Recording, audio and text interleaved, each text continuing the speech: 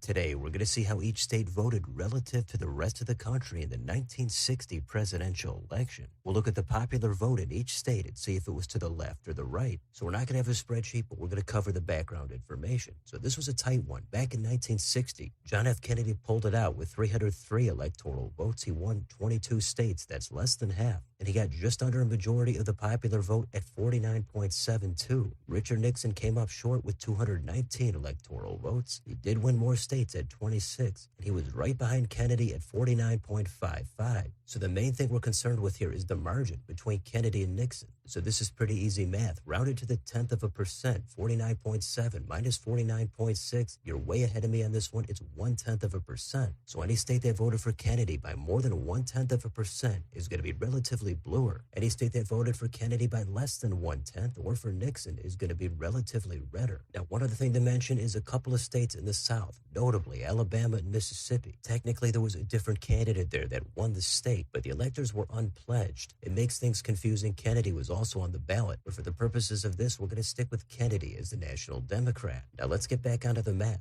We are going to use the one with the electoral votes from 1960, and we've got the usual shading here. The darkest colors are 10% or more, all the way down to the lightest colors. Those are under 1%. So 4 levels of shading, and let's get into that first state alphabetically. So in Alabama, Kennedy got 55.8%. Nixon got 41.7. The margin there for Kennedy is 14.1. That is higher than the 1/10 of a percent that Kennedy got national. So 14.1 minus 1/10 of a percent comes out to Alabama being relatively bluer by 14%. Alaska is the first red state out here. It voted for Nixon by 1.8. That's in the opposite direction of the rest of the country. So you add that together, Alaska was relatively redder by 1.9. So that's how this works. Let's rapid fire the rest of these states. Arizona was double digits redder by 11.2. Arkansas, a little bit bluer at 7. California, Nixon's home state, that was to the right of the country by just 6/10. Colorado was higher, redder at 9.8. Connecticut was bluer at 7.3, as was Delaware at 1.5. Florida was to the right at 3.1. Georgia was to the left at a big 25. Hawaii voted pretty much perfectly in line with the entire country. 50 for Kennedy and 50 for Nixon. If you want to break the tie and break it down further, it did vote very slightly to the right by 1/10 of a percent. Idaho was redder at 7.7. Illinois also very, very close to the national popular vote. It also came in at 1/10 of a percent bluer. Then we've got some redder states. It's Indiana at 10.5. Iowa 13.6. Kansas 21.5.